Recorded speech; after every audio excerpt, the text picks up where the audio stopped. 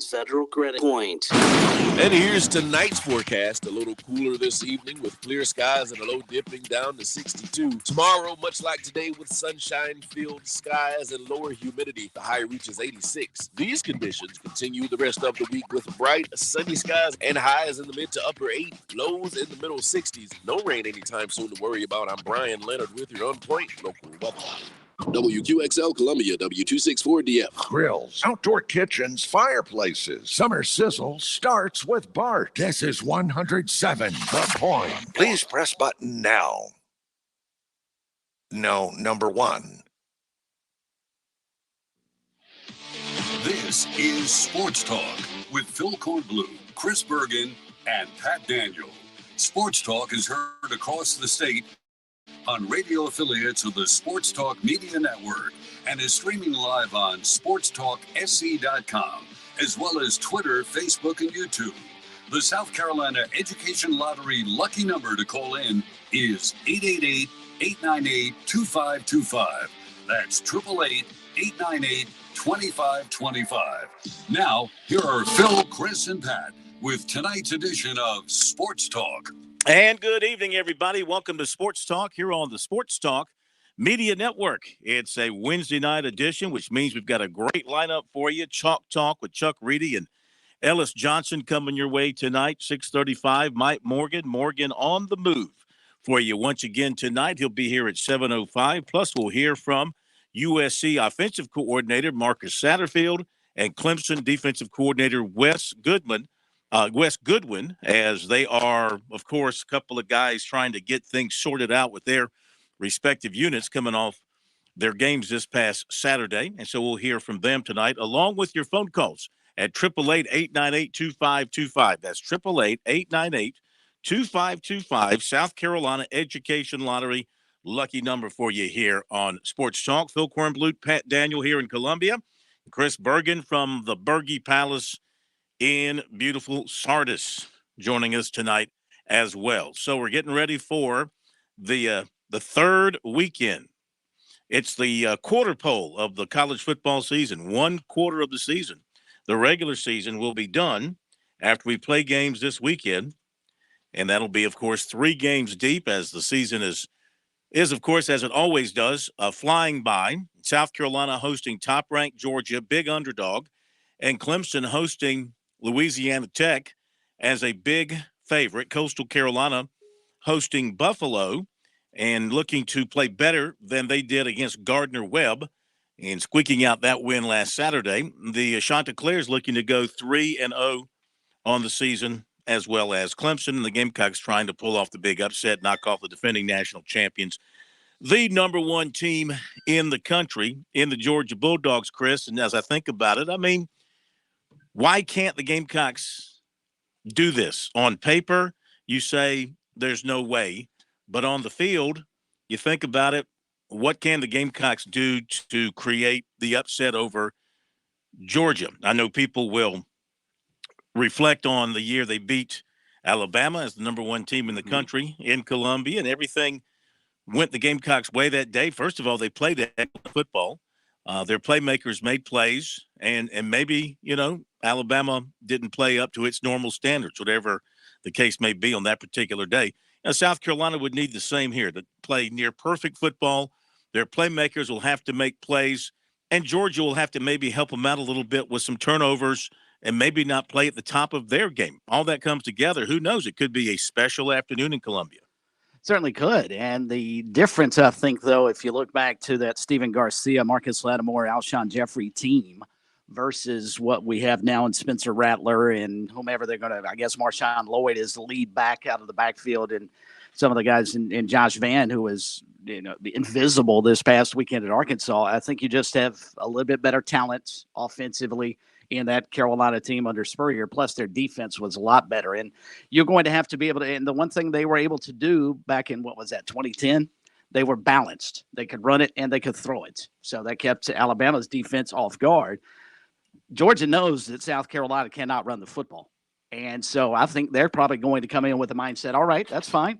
We're going to make Spencer Rattler beat us. We're going to set up for the pass. We're going to blitz as much as we can with our front guys. We can probably get home even if we don't have to blitz. So South Carolina's going to have to find a way to get balance. Maybe not a 50-50 split, but as you've talked about, throw it a good bit. But somewhere in there, though, Phil, I still think they're going to have to be able to run the football some to save. You don't want that defense out there on the field the way they were against Arkansas, where they spent virtually the entire game, it seemed like, out on the field. Yeah, you're exactly right. I think that, and Marcus Satterfield talked about it today when the coordinators met with the media here in Columbia, that, he'd love to have a game where they rush it for 240, throw it for 220, run 11 and 12 personnel out there, and everything is just perfect. But he knows in the real world, that's just not going to be the case all the time against an opponent like Georgia in particular. They would certainly like to carve out a bit of a running game with Marshawn Lloyd and with Juju McDowell in particular. Yeah. Those two guys seem to be the two guys that are standing out the most among the running backs right now. And he also knows that a good running game can take the pressure off of your quarterback and open things up in your passing game. All I'm saying is, if you're South Carolina, you can test the running game, but you can't be stubborn with it. If you can't impose your will up front on Georgia's defensive front, if you're not able to move them, you can tell this early on. If you're not able to move them early on, why waste the downs? Why not take your chances through the air, where I think it's against a team like Georgia and your South Carolina, I think it's a lot easier to bust the big play. A missed tackle or two and Juice Wells in the end zone on a big catch and run. Maybe you find Stogner or Jaheim Bell. You need to get Jaheim Bell like they did against North Carolina, not so much in the running game, but get Jaheim Bell and take advantage of his unique skills, size, speed, and maybe get him in a mismatch situation with the Georgia defense and let him make plays down the field. That's what I think you've got to do. I think you've got to really lean heavily on the pass going into this game, maybe from the standpoint of 3-1 in terms of balance. If you run 60 plays, you hope to run more than that. But let's just use 60 because it's easy math. So, you'd run 40 pass plays and 20 running plays, That's what I'm thinking that South Carolina will have to do. I just don't see them finding early success. They're probably going to try and test the running game. I just can't see them finding early success running the football. I would agree with that, but you've got to try. You've got to initially try, and as you pointed out, I think by the end of the first quarter, you've got a pretty good gauge as to whether or not you're going to be able to open up enough holes against that Georgia front that you'll be able to run the ball consistently throughout the ball game. And you've also got to get your playmakers on the field. I went back through and I was, listening to Shane Beamer yesterday, and he was asked, John Whittle from the Big Spur asked him that question about, you had Jaheim Bell play less than 30 snaps on Saturday. And what was the reason behind that? And said sort of the game plan dictated who got in and who didn't. And you may come back in here next week and talk about why Juice Wells was only on the field for 10 snaps. That type of thing. But I think you've got to get your playmakers in. Will we get to finally see Dakereon Joyner involved in the offense? Because he has not been involved at all. Of course, he's been dinged up as well. So is he healthy enough to get back in? And the greater concern, and we've spent the majority of time on the Gamecock offense versus the Georgia defense. With all the injuries on the USC defense, Phil, how in the world are they going to be able to stop Georgia enough? Even if their offense can move the ball and score. Yeah. It may get in a situation like Arkansas with the tight ends that Georgia has, which is probably the best collection of tight ends in the country. Stetson Bennett is playing as solid as any quarterback that can run the football extremely well. My greater concern, if you're a USC fan, is how in the world are we going to stop Georgia? Not the standpoint of how are we going to move the ball against them. We've got to find a way to slow them down. If we score 30 points and Georgia puts 60 on the board, it doesn't really matter, does it? Yeah, that's the same thing that happened in Arkansas. The Gamecocks put 30 points on the board against Arkansas, and that wasn't nearly enough because, remember, Arkansas scored touchdowns on their first 3 possessions. It was 21-3. Gamecocks got it within 21-16. And, a shootout, a real, honest-to-goodness shootout, I think the Gamecocks lose. They can make it interesting, maybe make it a little bit exciting by scoring a bunch of points. Can they score a bunch of points on Georgia? Scoring on Georgia for South Carolina's offense in recent years has not been easy. Let's take a look.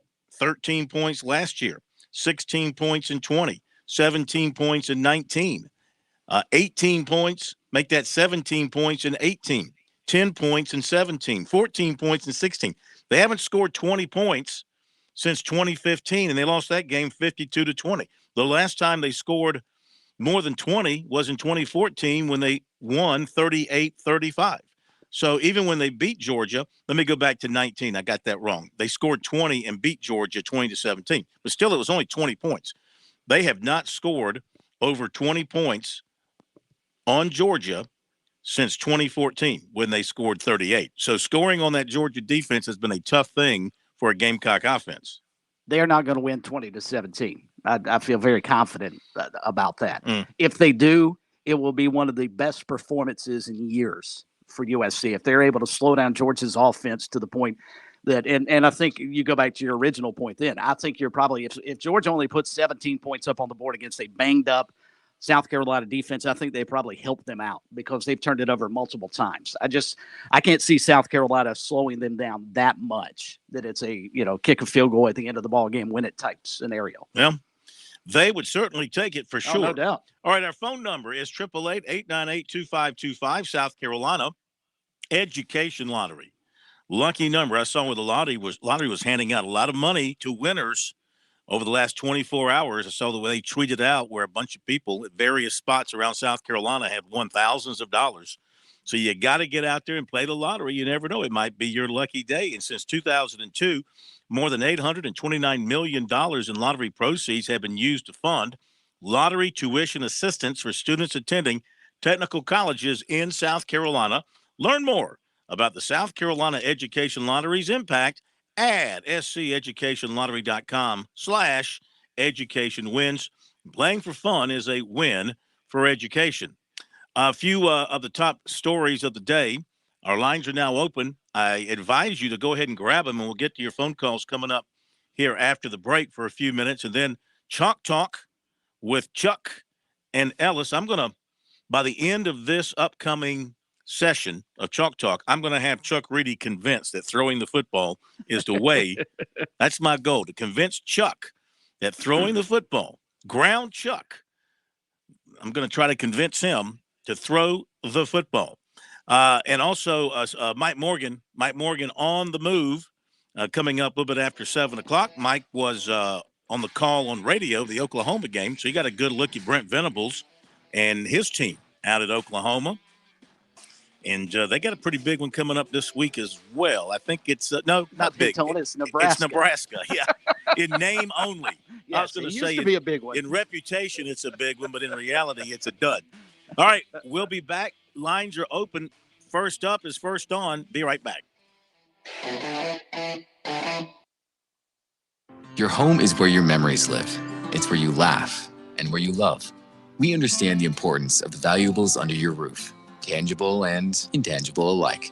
So no matter what's around the corner, we'll be there, offering you and your family the support that's made Farm Bureau Insurance a trusted name for nearly 70 years. You deserve more. You deserve a promise. Learn more at scfbins.com. Call me, Alex Satterfield, at 803-749-9171 for all of your Midlands insurance needs. If you're looking to stay hydrated this summer, turn toward a southern favorite, sweet South Carolina watermelons. One slice is equivalent to a glass of water and is just as effective as sports drinks for hydration. If you don't believe us, you can ask the Palmetto State's top football teams. The SC Watermelon Association will be serving up slices after summer practice to keep our teams fueled and hydrated. Visit scwatermelon.org for all the details and look for ripe South Carolina watermelons in your hometown. Show your team pride wherever you go with Founders Federal Credit Union's collegiate debit cards. Get your University of South Carolina and Clemson University debit cards at any Founders office or by calling 1-800-845-1614. Plus, our debit cards are digital wallet ready, so you can pay however you please. Not a member? Visit relaxjoinfounders.com or one of our 37 convenient locations to see if you qualify for membership. Terms and conditions apply. Founders Federal Credit Union is federally insured by NCUA. Hey folks, it's Mike Morgan for Gibson Insurance. Former Gamecock player Bo Mobley and former coach Stuart Lake want you on their team for all your insurance needs. Now, cost-effective solutions is what they're all about for the now and for the long term. They're licensed with every insurance company in the state. They've got offices in Columbia, Greenville, and Sumter. But if you're listening right now, let me direct you to call Bo and Stu today at 803-605-0029. That's 803-605-0029. Let my good friends take great care of you.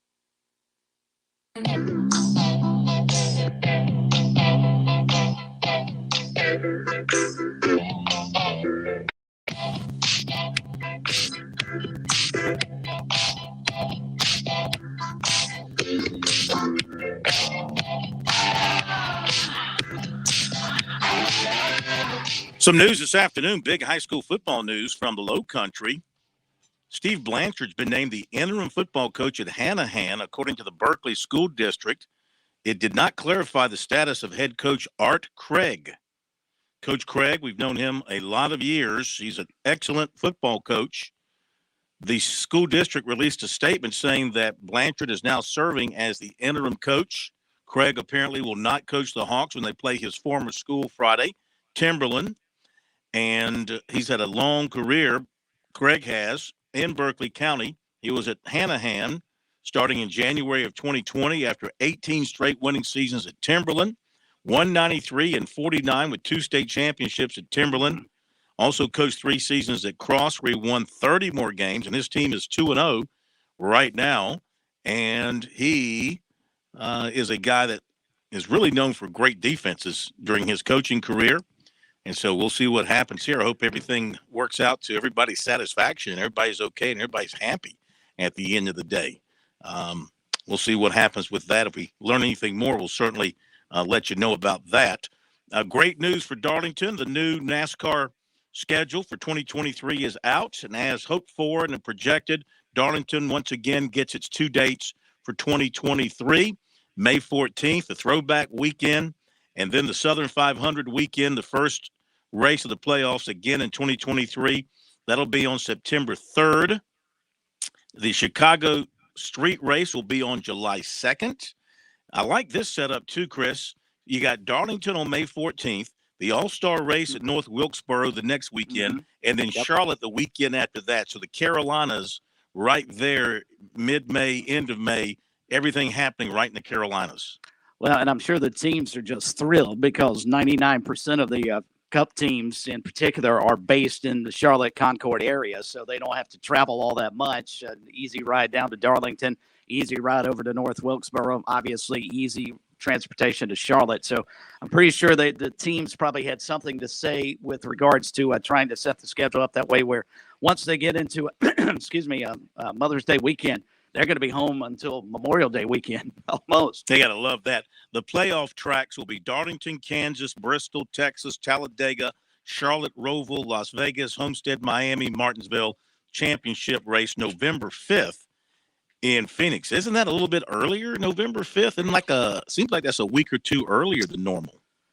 What is it this year? I was just about to look that up and see. Yeah, it just seems a little bit early, which is fine with me. Don't get me wrong. USC released its SEC baseball schedule today. Yeah. Eek. At Arkansas, home to LSU, at Kentucky, home to Florida, at Vanderbilt, home to Tennessee, home to Missouri, at Georgia, home to Auburn, at Mississippi State. No place to hide on that schedule. No place to hide. Also, the SEC directed Georgia and Tennessee to postpone scheduled games in football against Oklahoma because the transition of Oklahoma into the SEC will not allow for the involved schools to fulfill their respective contractual non-conference home and home appearance obligations, because the second non-conference game in each of the Georgia, Oklahoma, and Tennessee, Oklahoma series is scheduled to take place after Oklahoma joins the league in 2025. The conference is directing the postponement of the Georgia at Oklahoma game in 23 and the Oklahoma at Tennessee game in 24 until such time that those matchups become part of the conference rotation of games in future years. Should we glean from that, Phil, that they are anticipating the SEC as both those schools coming in next year? I mean, if not, why would you ask Tennessee to get rid of a game next season against Oklahoma? Well, funny you should ask. Dennis Dodd quoted sources as saying this announcement does not indicate movement of those two leaving early. Okay. That could happen, he writes, but this is not an indicator. Best guess, SEC close on its future scheduling structure and needs those Oklahoma, Georgia, Oklahoma, Tennessee games for competitive balances is how he put that. All right, Okay. Let's get to By the way, quickly before your we get to Andy, phone calls. NASCAR Championship weekend is November 6th this year. So Like I pretty said, much it's the same. earlier Yep. this year. It'll be earlier in 2023. 24 hours. Yeah, basically the same weekend. It Just, counts. It just much, feels- much earlier. Feels earlier. Feels earlier. All right, we thank you for your phone calls. We go to Andy in Columbia. Andy, welcome into Sports Talk. How are you? Corn, Chris, Pat, I'm doing well. I hope y'all are doing well. Been a great day. Couple of quick questions for you. Someone told me that they heard Stuart Lake is coming back to South Carolina in some capacity. Have you heard anything about that? I have not, but I can certainly ask Mike Morgan when he joins us because he does business with Stuart Lake. So we'll find out. Okay. That's what I was curious about. And another thing, with your trip to Clemson, can you tell us on how the new construction of the Deshaun Watson massage room is going? They do have with that extra $5 million. Well, they don't have came out massage so rooms there, little? but they do have a nap room. They have a nap room where I guess you can get a massage if you so desire. It's called the happy ending room. Oh, jeez. That's just, that brings up very poor imaging in my head. So let's don't go there. Well, and Mr. Corn, one last thing. I forgot to mazel tov on Lillian. Congratulations. Oh, well, thank you. Thank you. Yes. Thank you very much. Well. The newest you member have- of the clan. Yes. She is doing fine. She's 5 weeks and a day. Thank you very much. Appreciate that. You're Great more than hearing from welcome. you. Sorry that your Mets are about to, lose the lead in the National League East to those red hot Braves, who are losing today, by the way. The Braves are. Which I do know that. I'm Thank sure. you for that. Sure, you're tuned in. Braves are trailing San Fran 4-1 after 8. Thank you for the phone call. If you're not paying attention, Aaron Judge, all rise, hit two Twice. more last night. Yeah. And a beautiful place to hit home runs, Fenway Park, if you're a Yankee. We love hitting home runs at Fenway. And got an extra inning win, which has been rare for the Yankees this year. We go to Scott over in Charlotte, North Carolina, the Queen City. Welcome in, sir. How are you? Great. Thanks for taking my call. Just curious if Clayton White addressed the porous run defense today, and can the Gamecocks ever set the edge? I'm just tired of our defensive ends letting outside runs dominate the game, and hopefully you can shed some light on that. Enjoy your show. Thank you. Thank you. He was asked about the 21 missed tackles and the 164 yards, I think it was, after contact on runs, and he said that they have addressed that. He said that Beamer gave him extra time in practice. Beamer said the other day that they took to the ground in practice the other day, and apparently they spent extra time working on tackling and gang tackling. So, I would expect you're going to see more Gamecock hats to the football on Saturday. If they can get there, you're going to see more of them and getting the guy on the ground. Yes, he said he was not happy with the way they handled that at Arkansas. Too many bad angles, not getting enough players to the ball. And of course, Arkansas with their quarterback and the running backs as a group, just hard to bring down, Chris. They're just No bullies doubt. back there. They're just and you know what? Now Stetson Bennett will go down a lot easier than KJ Jefferson if you can get to him. Sure. You may not have a chance to get to him, though. You've got to get around a really good offensive line. And I feel for Scott living in Charlotte because I saw a stat from the Panthers after their game on Sunday that they actually gave up more yards after contact than, believe it or not, the Gamecocks did and had about as many missed tackles. So Scott, being a Gamecock fan, and I'm assuming probably a Panthers fan living in Charlotte, he saw a boatload of missed tackles and yards after contact over the weekend. By the way, I exchanged voice messages with Mick Mixon on Sunday. I just had to call him to see how he was doing since he's no longer doing Panthers games. He's retired, living on his farm there in North Carolina. We exchanged voice messages, and he said he's doing great, enjoying life, and kind of glad that he wasn't having to call that Panthers game on Sunday and live with the taste of defeat that the Panthers had to live with in such a tough way. Our poll question of the week, by the way, with Georgia coming to Columbia, and of course Will Muschamp will be with the Bulldogs, his return to Williams-Brice Stadium. How's he going to be greeted? 567 votes have been cast. It's pretty tight. 48.3% say there'll be loud booing. 48.1% say he'll be mostly ignored. And 3.5% say he'll receive polite applause. No way. When he arrives. No way. All right. We will be applauding loudly for our next guests. Coach Reedy, Coach Johnson coming up. On Point Weather is made possible by our friends at Palmetto Citizens Federal Credit Union on 107 The Point. And here's tonight's forecast. A little cooler this evening with clear skies and a low dipping down to 62. Tomorrow, much like today, with sunshine-filled skies and lower humidity. The high reaches 86. These conditions continue the rest of the week with bright, sunny skies and highs in the mid to upper 80s. Lows in the middle 60s. No rain anytime soon to worry about. I'm Brian Leonard with your On Point local weather. Hey, it's Jay with the Melting Pot. Fall is all about getting back into a routine. Don't forget to pencil in the Melting Pot to your calendar. We're here for all of your special occasions, and if you don't have a special occasion, make the Melting Pot the special occasion. You can also join us for our limited time Oktoberfest menu, or just come in for dessert and a drink. Call us at 731-8500 for a reservation. We're at 1410 Colonial Life Boulevard. The Melting Pot. With SRN News, I'm Keith Peters reporting a judge has temporarily blocked Ohio's ban on virtually all abortions in the state. The state's abortion ban has been in effect since Roe v. Wade was overturned in June. Hamilton County Judge Christian Jenkins paused the law Wednesday for 14 days. That means abortions through 20 weeks gestation may resume for now, as was the case before the ban. The coffin of Queen Elizabeth II left Buckingham Palace for the last time Wednesday, borne on a horse-drawn carriage and saluted by cannons and the tolling of Big Ben in a solemn procession through the flag-draped, crowd-lined streets of London to Westminster Hall. There, Britain's longest-serving monarch will lie in state for the world to mourn. On Wall Street, the Dow up by 30 points, the Nasdaq rose 86, the S&P 500 advanced 13, oil up $1.17 to $88.48 a barrel. This is SRN News. Are you looking for free checking and free savings? Dave Ramsey here, telling you to go see my friends at Palmetto Citizens Federal Credit Union.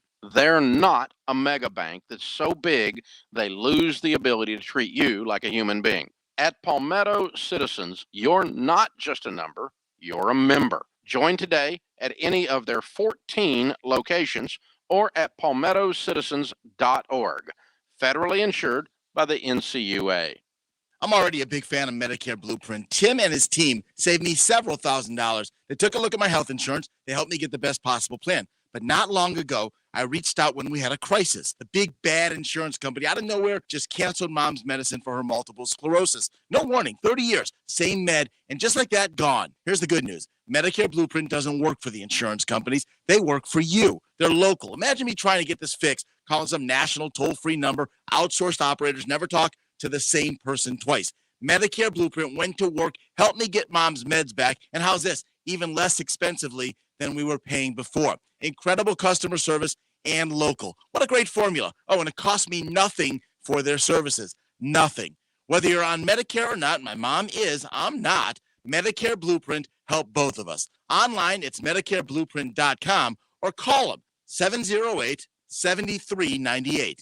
That's 708-7398. gas prices, grocery prices, inflation has hit us all, and it's caused the Fed to raise interest rates. As a result, after historically low mortgage rates for what seemed like forever, interest rates for a mortgage have jumped in recent months. Fran Halloran here. Let me make something clear to you. Mortgage rates are rising. They may continue to rise as the Fed tries to get a grip on inflation. What hasn't changed is the incredible customer service you'll get from Greg McCoy and Simplified Mortgage Solutions. Greg can't control interest rates. He can, however, control fees. With rates on the rise, now more than ever, you need to know you're getting the very best deal. Greg will make sure of that. He's more than just a mortgage guy. Greg McCoy is your trusted advisor. You might be surprised to learn how much Simplified Mortgage and Greg McCoy can do to help you with your biggest financial investment. Not sure? Have questions? Give Greg a call at Simplified Mortgage, 803-722-6044, or find him online at simplifiedmortgagesc.com. Greg McCoy, NMLS 119871.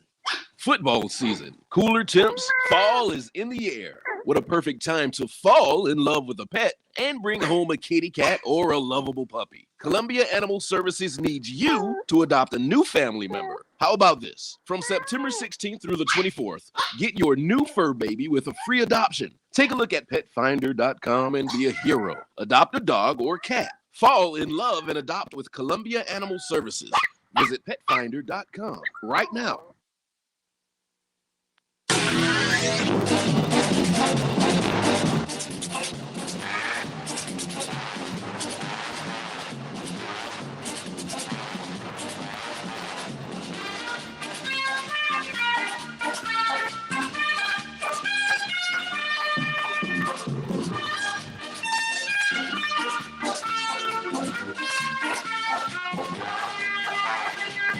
All right, we're back on Sports Talk on this Wednesday night, perhaps the single most anticipated segment of the week here on Sports Talk. Of course, I say that about each one of them, but I really mean it about this one. It's time for Chalk Talk for two of the greatest minds in the history of college football. On the offensive side, we welcome Coach Chuck Reedy, and on the defensive side, we welcome Coach Ellis Johnson. Chuck, good evening. How are you? Doing great, Phil. You might be stretching it just a little bit. Yeah. What? I don't think so. You're both Hall of Famers in my mind. Coach Johnson, how are you? I'm fine, and this is definitely the most anticipated segment on your show for me. Well, listen, I listen. You're not going to hurt my feelings by saying you like Teddy more and you like his show more. I'm okay with that. I'm talking about your show. Well, we're just glad to have you. Appreciate y'all being with us as always. Chuck, you know, they used to call you Ground Chuck for obvious reasons. So what I want to propose to you or ask you, is there a way to win a football game by just forgetting about the run and throwing it all over the field when you know trying to run the ball is basically going to be fruitless? The answer to that is no. I know it. Well, let me, and Ellis can address this, but I think if you're a defensive coordinator, the one thing you want is to make an offense one-dimensional. You know, if you can make them just be a team that's going to throw it, then, you know, you've got them right where you want them. And, you know, so, no, you're not going to beat anybody. And Carolina's they're not going to beat anybody that's any good if they don't get some kind of identity on offense and be able to run the football. But how long do you try to stick with the run when you can't run it? Well, let me tell you this. The first three series of the game on offense, they ran the ball twice. They threw it, I think, 11 or 12 times. They had 3 points. And that was they started on the 40-yard line with a short field and got a field goal. The fourth series, they ran the ball 9 times. 9 times. Check it out. Threw it twice, ran the ball right at Arkansas, went 70 yards and scored. And they came back next time they got the ball and threw the ball 5 straight times. Now that makes, I mean, you explain it to me. You can't run it. You're not going to run it if you don't try to run it. And when they tried to run it and they had some success, they never came back to it. Now, they did have 2 penalties on that scoring drive that helped them. I understand that, but they also ran for 51 yards, you know, on 9 rushes, and had probably the best drive they had all night. I think they had the ball for, I think it was 11 snaps. They ran some clock. They did all the things you've got to do to win. But then they go right back to throwing the football. I mean, I don't understand it. And then, and I don't know what their thinking is, but I understand they went into the game thinking that they could throw the ball on Arkansas, so they were going to throw it a lot. So is the offensive philosophy, well, we're going to go week to week. If they're not good stopping the run, we're going to run it. If they're not good stopping the pass, we're going to try to throw it. I mean, you've got to have an identity. All you got to do is look across the field at Arkansas. 2 years ago, that was a 2-10 football team, right? Correct. Yeah, but they have an identity. They threw the ball 21 times. They ran for almost 300 yards. Why is it they can run the ball and South Carolina can't? It's because of the philosophy and because they have an identity and they believe in what they're doing. But you've got to sell it. You can't just jump around from one week to the other. Well, we'll come back to that. I want to bring in Alice here for the defensive view on this thing. And obviously what Chuck is saying, you would agree with. One-dimensional is what all you defensive coordinators dream about, making an offense. But when you look at South Carolina's performance too, Ellis, I mean, it was one of the poorest performances under Clayton White in that they had a lot of missed tackles and they had trouble getting the Arkansas players on the ground. A lot of yards after contact for Arkansas. Yeah, and again, I was not able to watch the game live. I looked back at some of it. I saw a little bit of the third quarter, so let me preface everything I say with that. But I said last week, and I say it again, they're going to have to create takeaways. They're not a shutdown defense.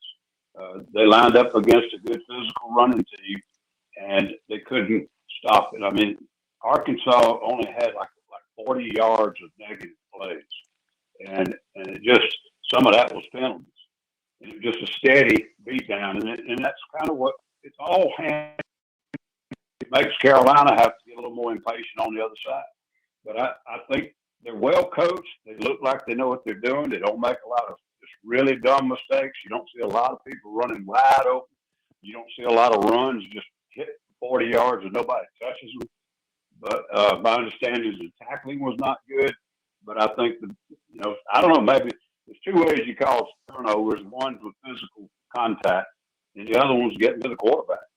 And I think they're going to have to take more chances. Well, if you weren't watching the game on Saturday, what the heck were you doing?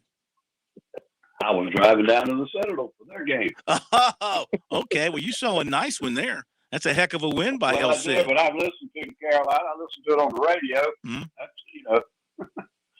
Okay. That's Chuck. That's what Tom Harper told Daddy one time. He said, "Well, I didn't see him play, but he had a good game. I listened to him on the radio."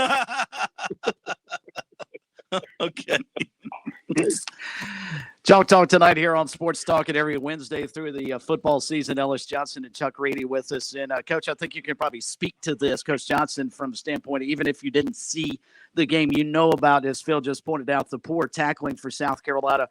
Is that ingrained? How do you fix tackling? How can you become a better tackling team in a short period of time? Is it just effort? Is it technique? What makes a good tackling team versus one that we saw that gave up 150 yards after contact on Saturday?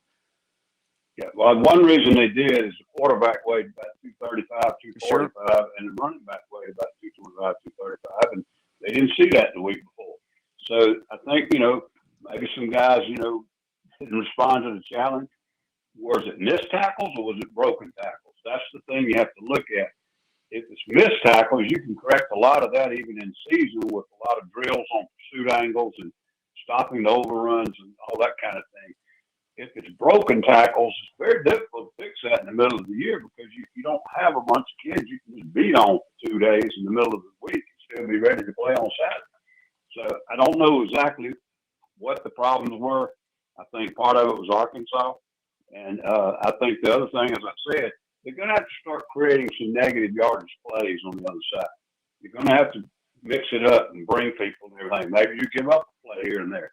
But right now, they're not capable of just lining up and thumping in the box with most of these SEC offensive lines and some of the backs they're trying to tackle. I just don't think it's going to work. And Chuck, on the flip side, we've spent a good bit of time this week talking about it. Can South Carolina actually run the football, or should they throw it, as Phil pointed out, 60, 70 times this week against Georgia?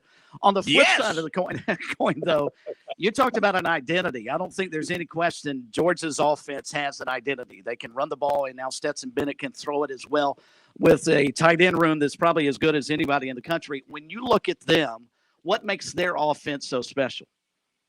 Well, when you can run the football and you're a threat to run the football effectively, it makes throwing the football so much easier because you're not going to get there's some coverages and things like that you're not going to get, and when you can run the ball effectively, you can throw the ball when the defense doesn't expect you to throw it. I mean, it's not always, a third and long. I mean, you're throwing the ball, on first down. You're using, play action and all of those things that come off of being a good running football team. And so, Georgia has always been able to run the football. Now they've really become a lot better throwing the football.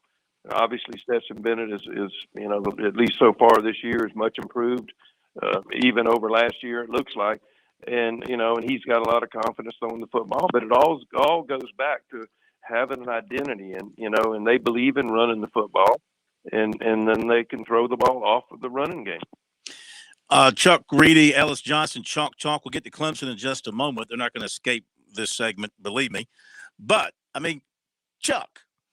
Yep. You believe in the old saying, you can't put a square peg in a round hole, right? So, if you can't run the ball, even if you want to run the ball, you can't impose your will as an offensive line on the other team's defensive front, and you can't move them and create openings for your running game, wouldn't it be better just to take your shots in the passing game where maybe one of your skilled athletes can break it? Maybe you throw some screens like they did on one of their scoring drives. You throw some screens to the running back and maybe something good can happen. I'm not saying you ignore the running game altogether, but it's got to be like a 3-to-1, 4-to-1 pass to run ratio to against a team like this when you're overmatched up front.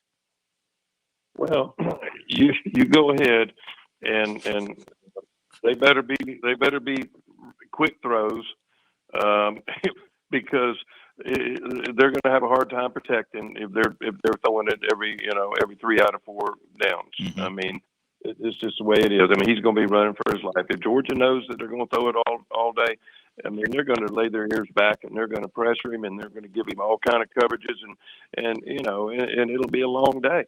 I don't. And the other thing that's frustrating to me, I think Lloyd is a really good back. He carried the ball 7 times. I mean, I think if they give him a chance to run the football, 15, 20 times a game, which is what a good back needs. I think the guy, would show that he can run the ball and would maybe give them some confidence running the football. What I don't understand, they've got Bell back there. He ran the ball, I think, 4 times for 1 yard or something. Didn't catch a pass. Mm-hmm. And here's a guy we were talking about in the off season, talking about being a first round NFL draft pick. And he's back there he's not a running back. I mean, he would be a matchup nightmare. It has a tight end, wide receiver, whatever. And they got him in the backfield. I don't understand that. Guy didn't catch a pass. You bring up an interesting point. Marshawn Lloyd was targeted 8 times in the passing game and caught 6. And Jaheim Bell was targeted once and caught 0. And in the running game, Bell carried 4 times and Lloyd carried 7 times. So, yeah. So you're right about that. Something's a little out of whack. Back to Coach Johnson. Clemson had a not such a good day. I've never heard Dabo Swinney in his years as Clemson's head coach on Tuesday criticize one of his units like he did the defense Tuesday after their performance against Furman. 384 yards for Furman. They outgained Clemson. They had some opportunities to knock in touchdowns. To Clemson's credit, they kind of slammed the door, but he thought they didn't bring the juice, as he put it. He said our defense stayed at the hotel. Bad angles, bad coverage. I mean, he just ripped them apart. Something I had never heard him say when Venables was there. Of course, maybe they didn't ever play that poorly. I don't know. But anyway, what do you think happened with the Clemson defense on Saturday against Furman? Well, again, I was not able to watch it live, so it's very hard for me to critique anything on the game plan or anything. But they gave up too many explosive passes. I can't remember exactly, but I mean, I think it was almost 12 or 13 of them that went for almost 15 yards or more. And I didn't, when you look at the stat sheet, I mean, it looks like they just tried to pressure him with those great defensive linemen, and Furman had a good passing game ready to open up a little bit. Sometimes, in those games, you get too cautious because you don't want the 1AA team to have a big play. And so you just say, we'll just play base, and we'll shut these guys down. And sometimes they're good enough to take advantage of that. So I think you have to go in and respect every opponent the same and bring some pressure and get after them a little bit. It seems they did that later in the game. We got more lost yardage plays, more sacks, more things that disrupted the drives. But statistically, I can't say I disagree with that.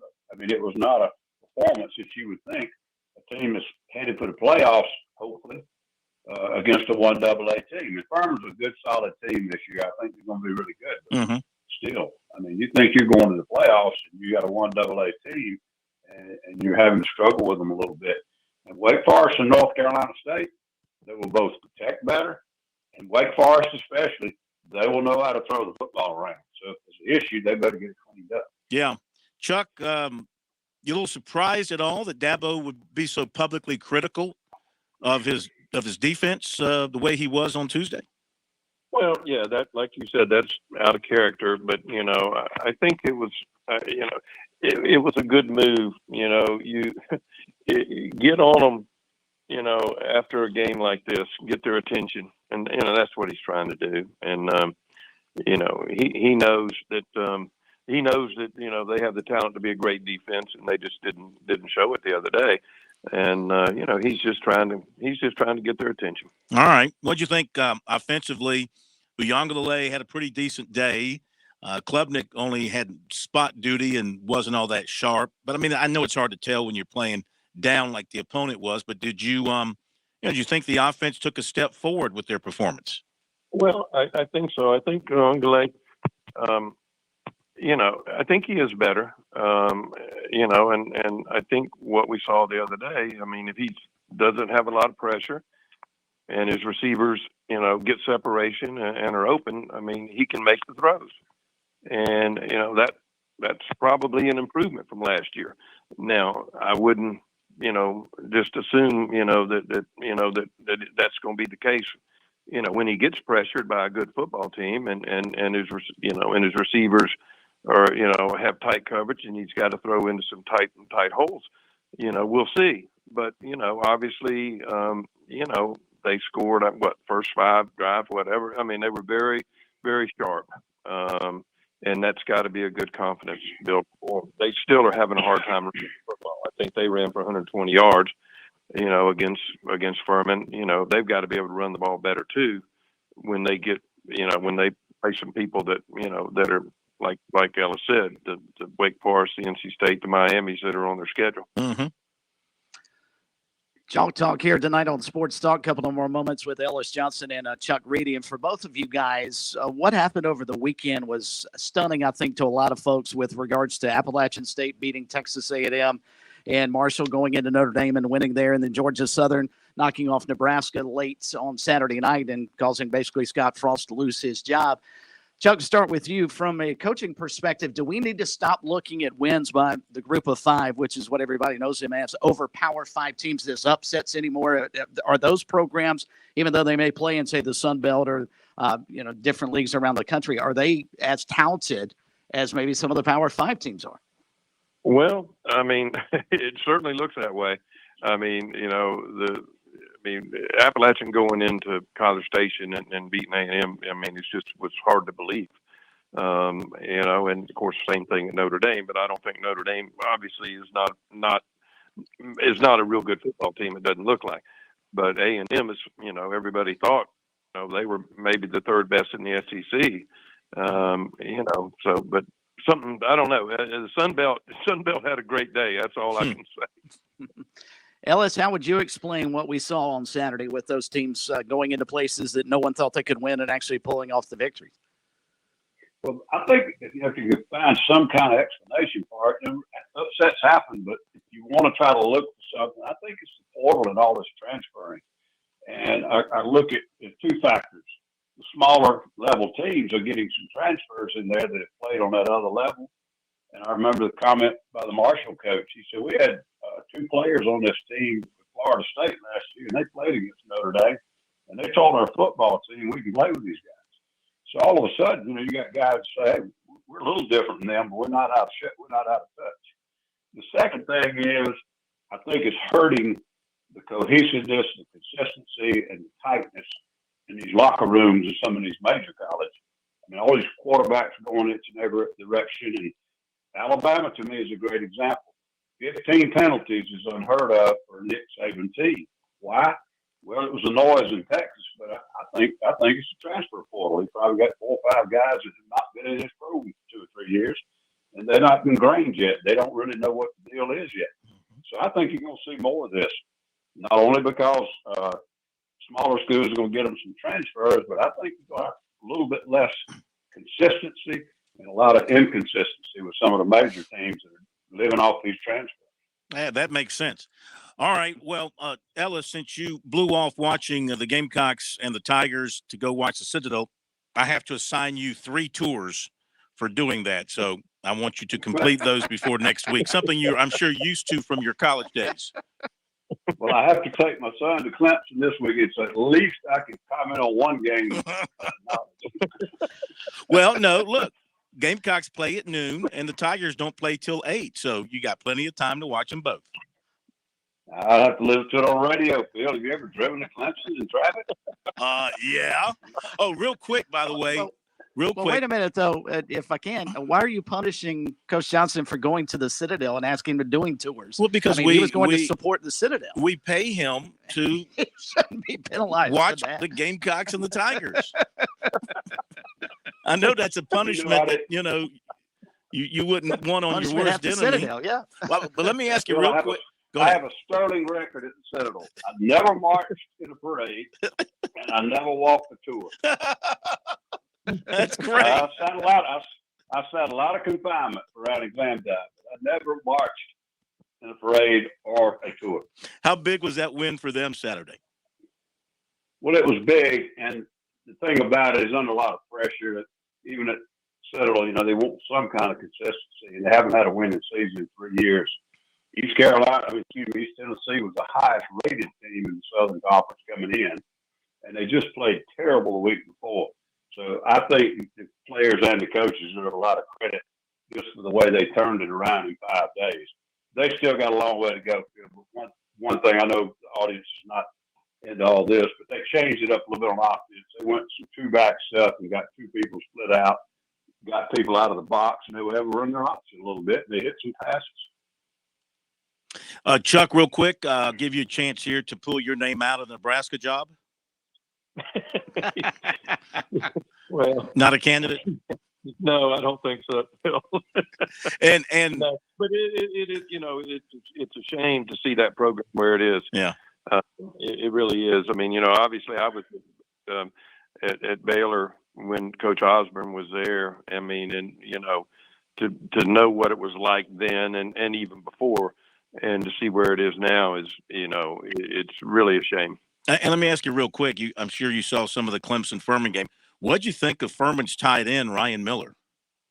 Oh, I mean, I thought there's a guy that he could have been playing for Clemson. I mean, I thought he was the same caliber as the guys that Clemson had.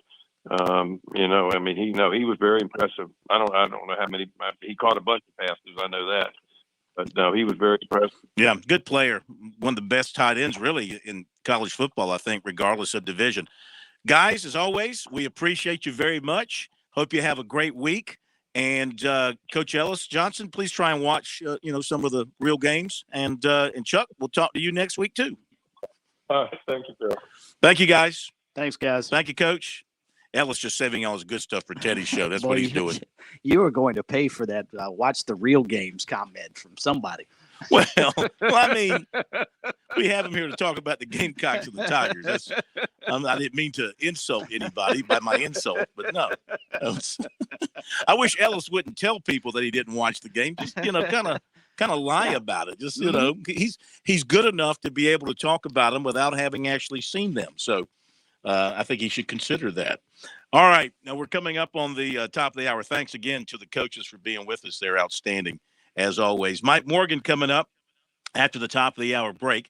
Then we can continue with your phone calls at 888-898-2525, South Carolina Education Lottery lucky number to get you into Sports Talk. Let's see if there's anything else I want to drop on you real quick here before we hit the break.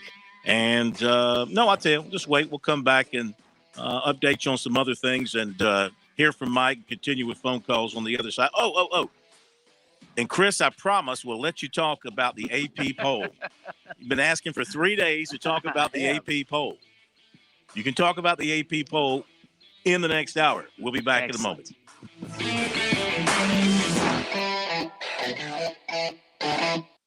By the way, before we do what's supposed to happen here, thank you for pushing the button.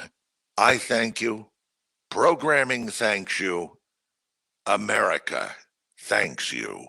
WQXL Columbia, W264DF. Grills, outdoor kitchens, fireplaces. Summer sizzle starts with Bart. This is 107 The Point. News this hour from townhall.com. I'm Keith Peters reporting.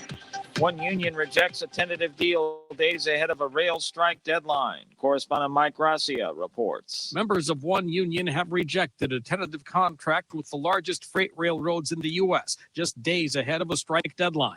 About 4,900 members of the International Association of Machinists and Aerospace Workers District 19 voted to reject the contract. There are 12 unions, one with 2 separate divisions, and all must agree to the tentative deals to avert the Friday strike deadline. So far, 9 unions have agreed to tentative deals. Not only would a rail strike disrupt the nation's supply chain, but passenger rail would also be impacted because Amtrak and many commuter railroads operate on tracks owned by freight railroads. I'm Mike Gracia. Former Ambassador and Governor of New Mexico Bill Richardson visited Moscow this week and held meetings with Russian officials. White House correspondent Greg Clugston reports. Richardson has been a frequent emissary in hostage negotiations and has worked to secure the releases of WNBA star Brittany Griner and another jailed American, Paul Whelan.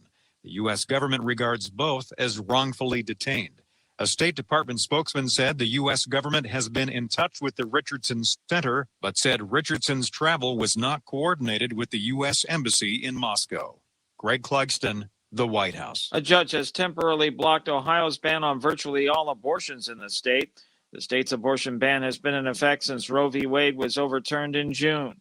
Hamilton County Judge Christian Jenkins paused the law Wednesday for 14 days. That means abortions through 20 weeks gestation may resume for now, as was the case before the ban.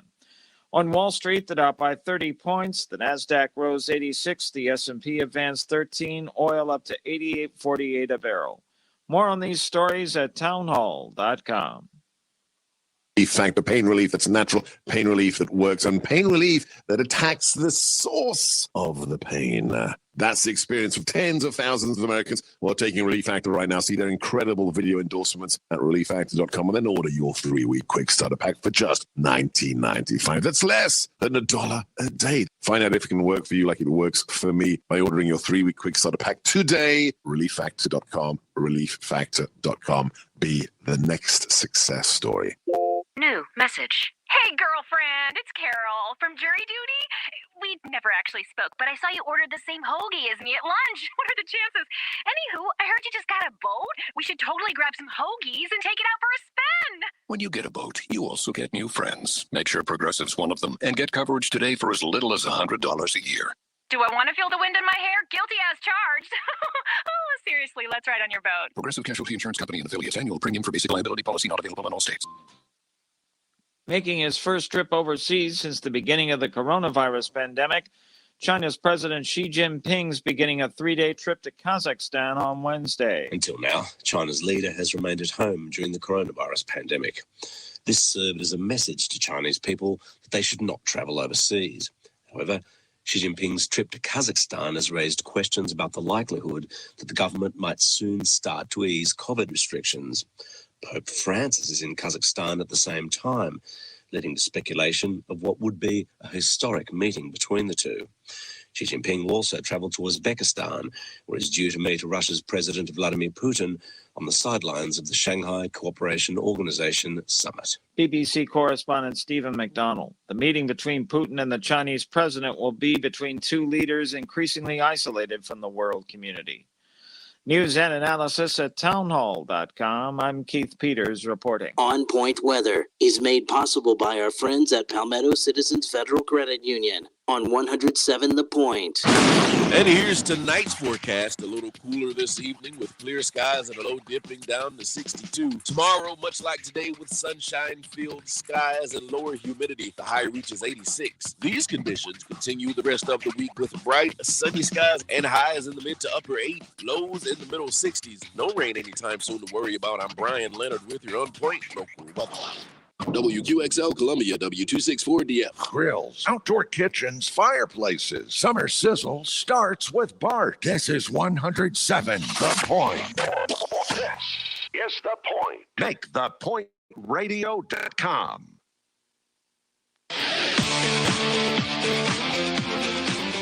Welcome back to Sports Talk on the Sports Talk Media Network. You can reach the guys with the South Carolina Education Lottery lucky number, 888-898-2525. That's 888-898-2525.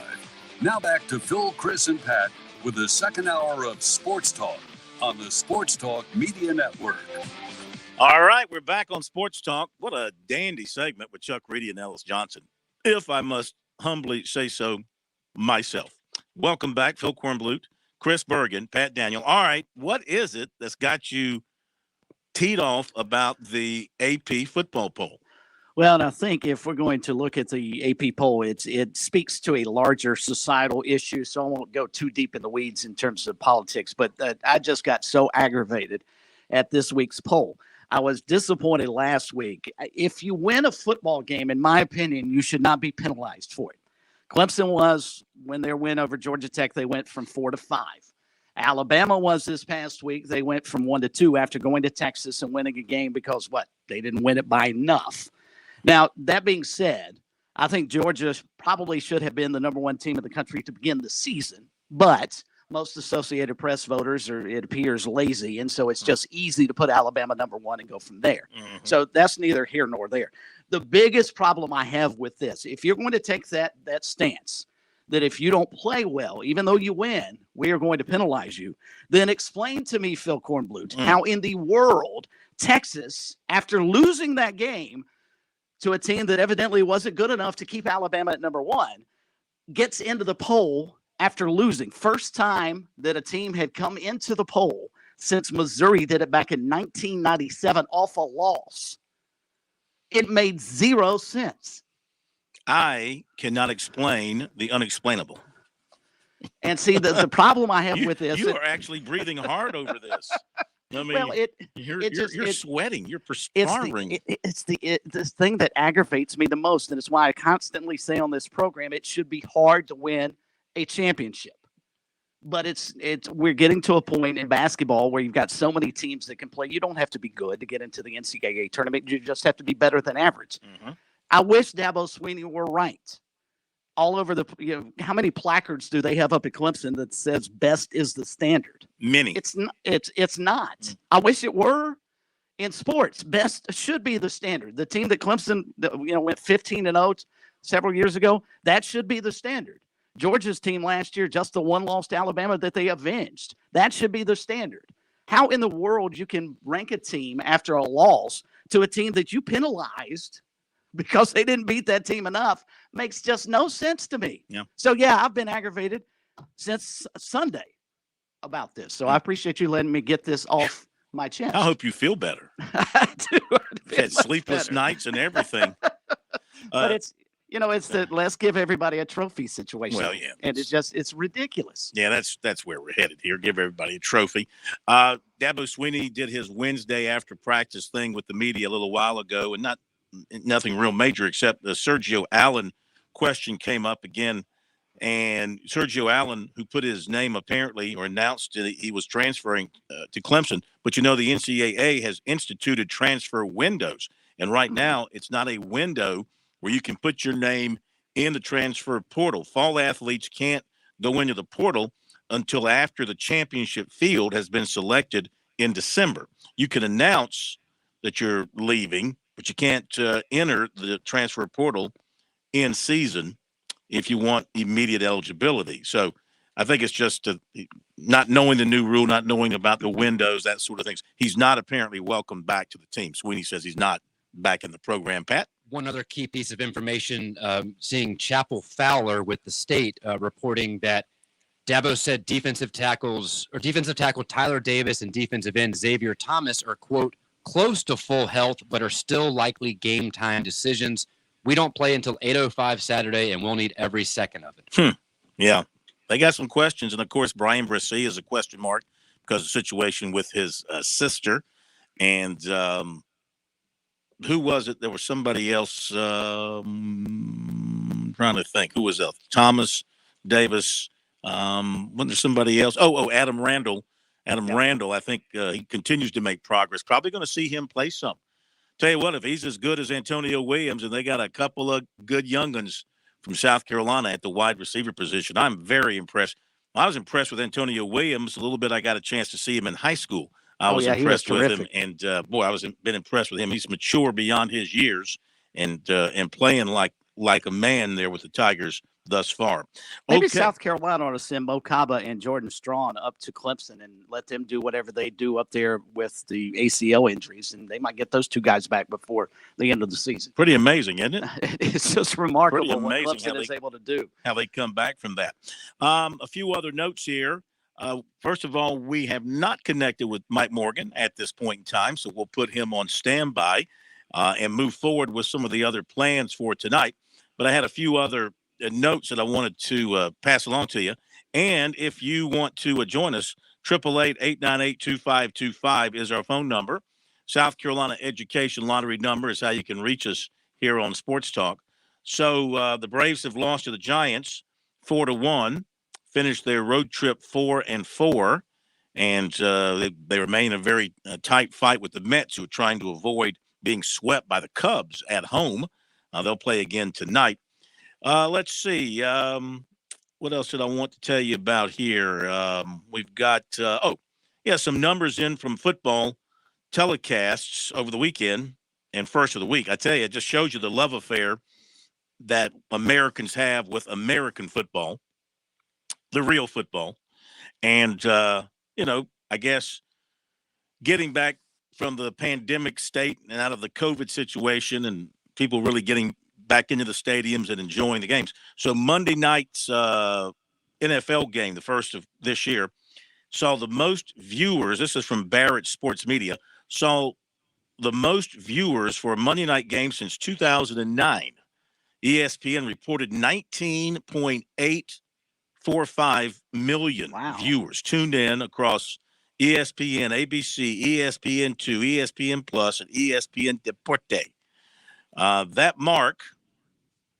That mark distinguished itself as the third best Monday game in the current MNF era. Since 2006, that's more than 270 games.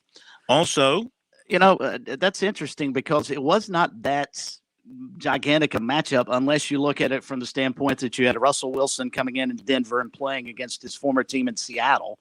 But for the most part, 3/4 of the country don't really care. I'm wondering, Phil, how much of this is the fact that Troy Aikman and Joe Buck had moved over to Monday Night Football and they were doing the broadcast. I don't know. Are they that popular? Not to me.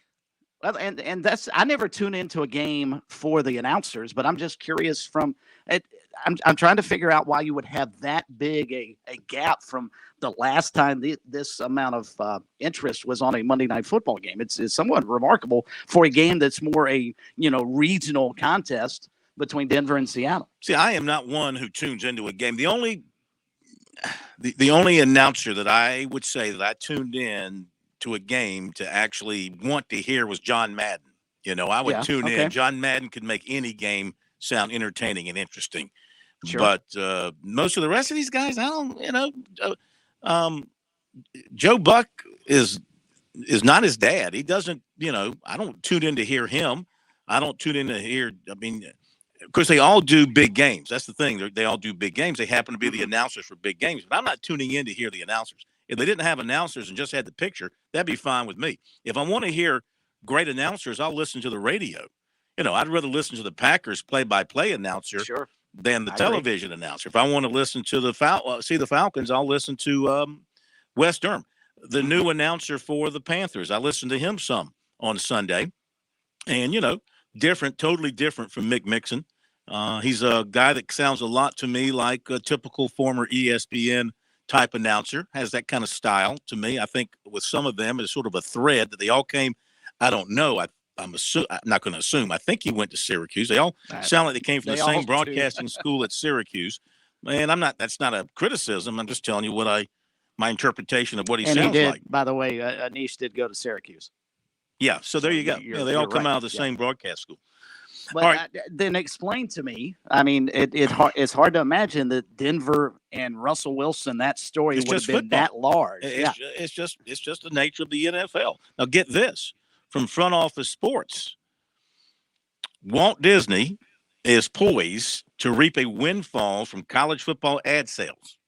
See, this is where ESPN in particular gets it all the way, gets revenue streams multiple ways, because not only do you have to pay for their subscription service, you have to pay for their subscription service. You pay for it through your cable bill, but then if you want additional like ESPN Plus, you have to pay for that on top of that. On top of all that, they're selling ads. So it's not like it's commercial free. So they've got money coming out of your pocket. They got money coming out of the pocket of the advertisers who pass the expense on to you. So you are paying for it that way as well. So anyway, Americans don't seem to mind it because we love our sports and we're willing to pay it. Walt Disney, reportedly from college football ad sales on ESPN and ABC this year, the coverage should generate well over $700 million in combined ads from more than 350 advertisers across Disney's linear and digital network, sources told Front Office Sports. Disney has sold roughly 90% of its college football inventory for the season, and they've signed 36 new sponsors. The ABC ESPN just posted its most watched college football kickoff weekend since 2016. Here's more on the NFL. From the NFL, over 121 million watched games this past weekend over NFL's television and digital platforms. That represents a 5% increase from the opening weekend of the 2021 season. So, people are just, we're hungry for football. We want it. We want it in all forms. And when it's there, we're going to watch. Kentucky versus Florida was the most watched Saturday game in September on ESPN since 2018. 4.3 million viewers. Kentucky and Florida. See, and that makes me think that they're starting to add in all the digital viewers as well. And that's where we're getting all these exorbitant amount of viewers, because I cannot believe that Kentucky, Florida, as good a game as it was, cannot believe that's the best Saturday game they've had in September, not just the September weekend, but in September since, 4 years ago. I find that really hard to believe. Well, you know what? You make a good point. As I do some quick checking here and I look at our numbers appearing before me, when I add in the Sports Talk digital numbers along with our over-the-air numbers, we're touching about 2.3 million. Yeah, exactly. Per night. So, yes, you can make that up. Exactly. I don't know how you check it, but yes, you can make that up. We just did. It's somewhere in that neighborhood, somewhere between 0 and that. A couple of other quick things, then we'll move along. If you want to join us, 888-898-2525 is the phone number. I had a couple of other notes to get to. These I missed from yesterday. Former Gamecock football standout Brad Edwards was named the new CEO of NFL Alumni. So I'm assuming that means he's leaving his position as AD at George Mason, where he's been since 2014, I guess. Newberry, their football team, excellent team, number 9 in Division II. Number 9 in Division II in the coaches poll this week. How about that for Newberry? Yeah, good for them. They've had a nice little run under Todd Knight. He might be one of those guys you need to start keeping an eye on about maybe leaving Division II to land an FCS level type job. Really? And number 10, I think he's done a terrific job with them. Yeah, don't you? And they're number 10 in the Division II football poll, just a regular poll. Yesterday, the ACC announced the league basketball games for their teams. So just in case you missed it, maybe you didn't, but I'll touch on it anyway. So Clemson has 3 ACC games before the turn of the year. Home to Wake Forest on December 2nd, at Georgia Tech December 21st, and then on either December 30th or 31st, home to NC State. Then they'll go to Virginia Tech January 4th, then to Pitt, then home to Louisville, home to Duke. They don't have to play at Duke this coming season. At Wake, home to Virginia Tech, home to Georgia Tech, at Florida State, at Boston College, home to Miami. They do play at North Carolina, home to Florida State, at Louisville, home to Syracuse, at NC State, at Virginia, and home to Notre Dame to wrap it up in the regular season. All right, let's hit the break. We'll come back, take some phone calls from you, 888-898-2525. We've got recruiting coming up as well, and comments from those coordinators we mentioned. Marcus Satterfield got some things to talk about regarding his offense, and Wes Goodwin, Clemson defensive coordinator, got some things to talk about related to his defense. That's coming up. Plus your phone calls. Back in just a moment.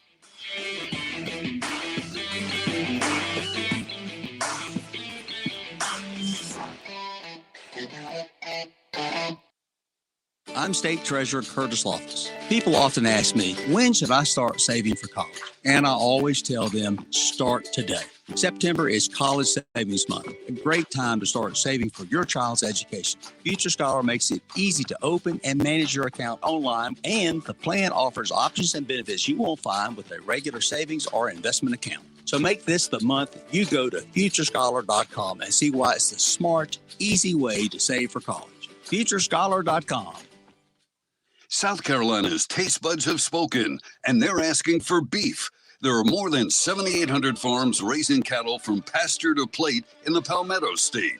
So whether it's steaks on the grill before the big game, sirloin medallions plated for date night, or burgers with a family, make sure beef is a part of your playbook this football season. Smoked, grilled, and slow roasted. Find the best way to enjoy your beef at scattle.org. Beef, it's what's for dinner in South Carolina. Funded by the South Carolina Beef Council, part of the Beef Checkoff Program. Think big, life-changing. I'm talking education, inventive, next-level education. Wake up. For 20 years, education has received billions in funding. Where, you ask? Right here, across our state, in your own backyard. Who has done this? Well, if you've ever played the lottery, that would be you. Thank you. The South Carolina Education Lottery. When you play, we all win.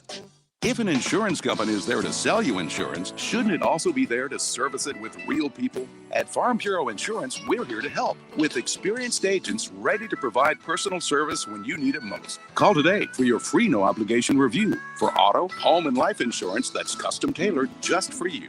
Whether it's home, auto, or life insurance, Buddy Bridges and Farm Bureau Insurance have the right policy for you.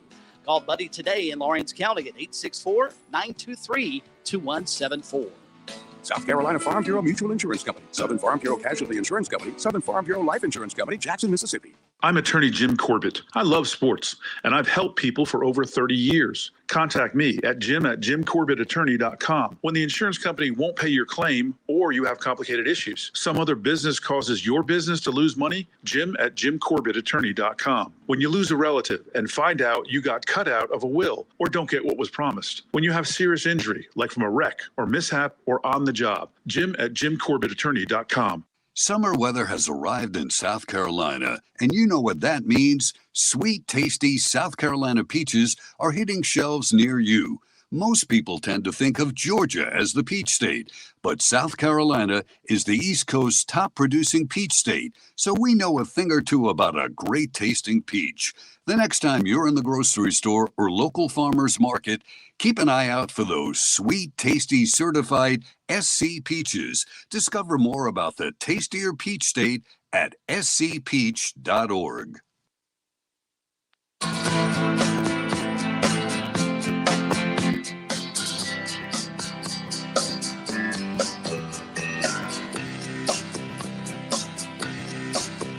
I just heard from Mike Morgan in like a good NASCAR race. He got caught up in somebody else's mess. So he'll be, at least that's what he says. Not of his own doing. Now he'll be with us. We'll get Mike tomorrow night at 7:05. So we'll have that for you tomorrow night. Let's go to Eric in Barnwell. Then we'll jump into recruiting. Eric, good evening. Welcome into Sports Talk. How are you? Good evening, Phil. I'm doing well. I got one question. Is Lavoisier Carroll in some of the coaches' doghouse? Because I know he was a 4-star running back coming out of high school. Well, why is he playing? Why is he playing over Juju? I mean, you know, I know he's good. He can't be that bad. Why ain't he seeing those snaps? Well, nobody has said why, and of course, we're not there at practice to look and see and tell you why. The only thing I can tell you is that they must like more Marshawn Lloyd and Juju and what they do as complete running backs. Remember now, carrying the football is just part of it. Catching it, pass protection, all comes into it. Knowing where to be, your responsibilities, coaches trusting you.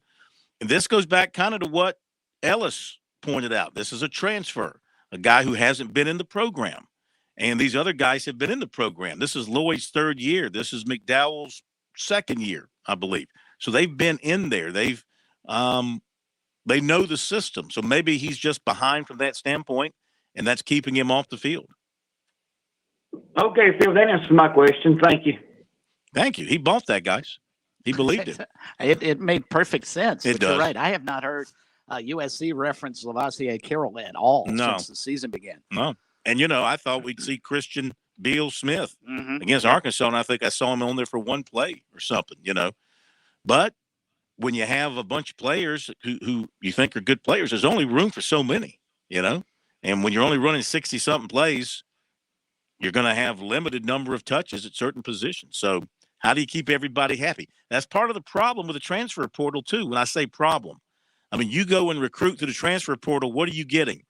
You're getting basically, typically, I would say, an unhappy player who left where he was because he's not playing, and he's going somewhere else expecting to play. And if it doesn't work out and he's not playing, I mean, is he going to be unhappy again? Does that attitude carry over to the new place when you're not playing? Are you unhappy there? So I think that's sort of what Ellis Johnson was talking about all across college football with the transfer portal and the ease of transferring now. All right, thank you for that. Let's get to the recruiting report tonight. It is brought to you by Seawells. Pat, we have not allowed you to give us the menu for the daily luncheon buffet this week. We're down to just, one day because they're closed on Friday for a private party that we weren't invited to. So what is on the menu for tomorrow? I might go over there if it's what I like to hear. Wait, hold up real quick. Y'all weren't invited? Oh, you were? Ooh. Is this a political thing? Is this some high roller who's in town? I'm just teasing. I have no idea what it is. Tomorrow, Thursday, September 15th, Seawells will bring you pulled pork along with southern fried chicken and fried flounder. Oh, you love the fried flounder. I do, and they have this great little sauce. I don't really know how to describe it exactly. It's got a little tang to it. It's called tartar. Sure. No, it's not that. It's some kind of little Creole type sauce. It's comeback sauce. That's what they call it over this way. There you go. In It the is eastern part of the state outstanding. is comeback sauce. So our friend of the program, his restaurant, the Comeback Shack, right? Chuck, There you Comeback go. Shack. Bet Yeah. old Chuck has I guarantee that. Chuck's got some down in his restaurant. They do call No it doubt. comeback sauce, I think. Mhm. Something like that. All right. So don't forget the daily luncheon buffet tomorrow, last day of this week for that, 11 till 2. And, of course, always available for your catering needs. The best in the business for nearly 80 years at Seawell's at 1125 Rosewood Drive at 803-771-7385. So Cam Pringle, the big offensive tackle 2014 class from Woodland, 6'7", 315. He turned 17 yesterday. He also revealed his top 10 moving forward. These are the ones he'll consider: USC, Clemson, NC State, Tennessee, Virginia, LSU, Florida, Ohio State, Georgia, and Auburn. And he said consistency with the relationships, that was the common denominator with all those schools. As for USC, being so close is a big thing, just 40 minutes away from his home. He's got a great relationship with them. He said they probably have recruited him harder than any other team in the country. With Clemson, again, in-state, not as close, but close enough, and he's building a good relationship with Thomas Austin. He really likes Thomas Austin, loves that he's young, knows the game, and is still kind of young enough to relate well with him. He planned to be in Atlanta a couple of weekends back for that Georgia-Oregon game, but didn't make it, so he stayed home last weekend as well. So he'll be at USC Saturday. He also plans to see games at Clemson, Georgia, Florida, NC State, Tennessee, and Ohio State. From those visits, he'll move on to the next stage of his recruiting, taking things kind of slowly, but eventually he'll cut it down to 8 and then to 5, and then a decision. Could be next spring, could be next summer, could be any time, he said. And he took in junior days earlier this year at USC and Clemson. He also camped at USC in June, made an unofficial visit to Clemson last month. He's also been to Georgia a couple of times, including the spring game. Got a little basketball to tell you about after the break. On Point Weather is made possible by our friends at Palmetto Citizens Federal Credit Union on 107 The Point. And here's tonight's forecast. A little cooler this evening with clear skies and a low dipping down to 62. Tomorrow, much like today, with sunshine-filled skies and lower humidity. The high reaches 86. These conditions continue the rest of the week with bright, sunny skies and highs in the mid to upper 80s. Lows in the middle 60s. No rain anytime soon to worry about. I'm Brian Leonard with your On Point local weather. Football is back. And this year, the Citadel is trying to be top dog. Get in here! I got one thing to say. This is when the big dogs come out, okay? You can't run with the big dogs. Stay on the ball. Touchdown, Bulldogs! Fire those cannons. The Bulldogs are back. The Citadel Bulldogs, all season long on 100.7 The Point.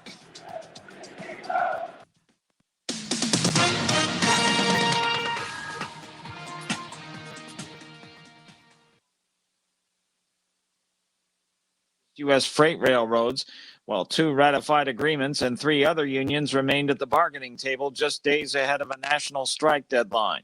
A strike would intensify snarls in the nation's supply chain that have contributed to rising prices.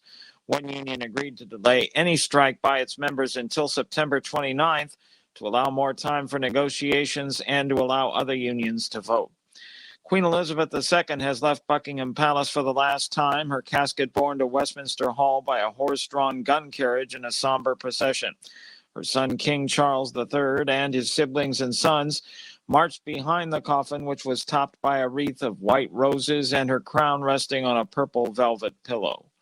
On Wall Street, the Dow by 30 points. More details at srnnews.com.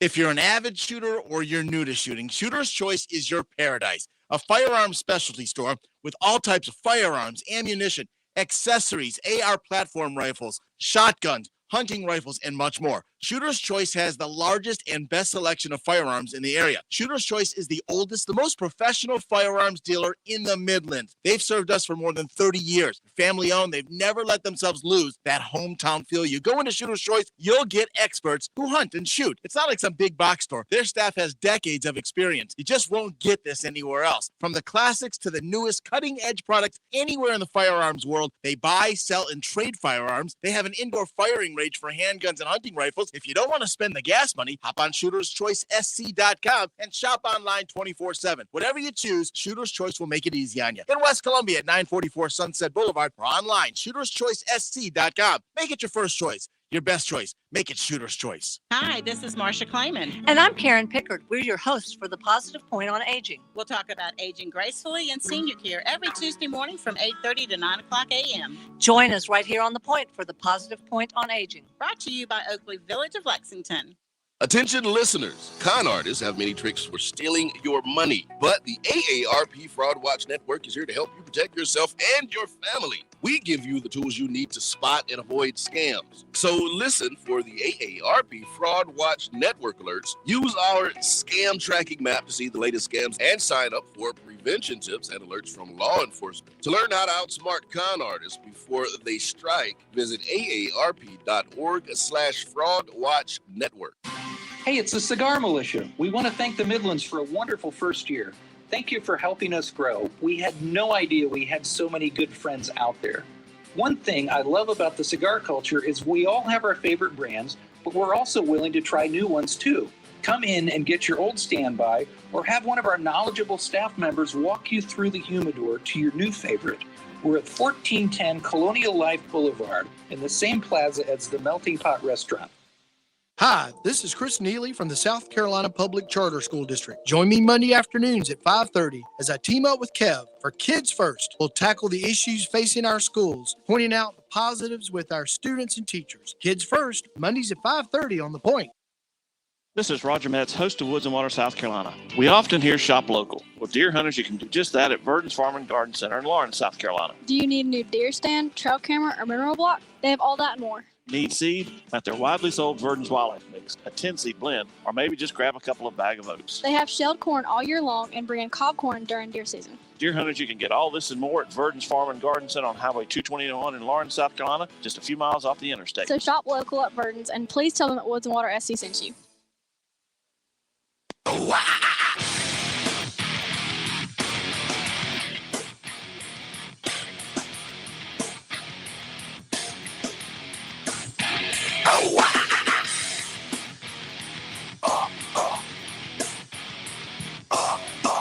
All right, I had one more recruiting item for you here. Then we'll get back to your phone calls. 888-898-2525. South Carolina Education Lottery lucky number. So USC, Lamont Paris, got a big home football game. Going to take advantage of that to have at least two top 2024 targets in for unofficial visits. 6'2", Elijah Crawford, a native of Augusta who attends Legacy Early College in Greenville. 6'4", KJ Green, a native of Blythewood who attends Pace Academy in Atlanta. They'll be in for the game. Crawford also has offers from Georgia, LSU, Ole Miss, Wichita State, SMU, Xavier, Boston College, New Mexico State, and Georgia State. He was at Georgia State last weekend. He went to Georgia in June. Now, Green has been a frequent visitor to USC, become one of the top targets in the class for Paris and his staff. He told us that he talks to Paris and staff almost every day, and they talk about him staying home and how they are building something special. It's a new wave, and they want him to be a part of it. He likes them. He says they're definitely up there among his favorites right now. The hometown school always has that pull. And, of course, they just got G.G. Jackson, which is big for him. And he's impressed that they got a guy like Spencer Rattler on the football team. So Green has other visits planned. He's going to Ole Miss next weekend, Clemson October 1st, to Georgetown for an official visit October 13th, Mississippi State unofficially November 5th. Clemson coach Brad Brownell, his assistants, have made a concerted effort to land Green, and they were all over him this summer watching him play. And he said he talks to Clemson talks to him about how they like him as a player and they watched him a lot over the summer, and they feel like he would fit into the system. He's also good friends with Josh Beadle, and they talk a lot about Clemson. And Beadle tells them how much Clemson has changed his game with his shot and how he'll be used in the offense. So that's for him, having somebody at the school that he knows and is close to is an important item. And he also has Clemson high up on the list. He was expecting Clemson and USC coaches in to visit this week. Also, Ole Miss and SMU coaches have been in as well.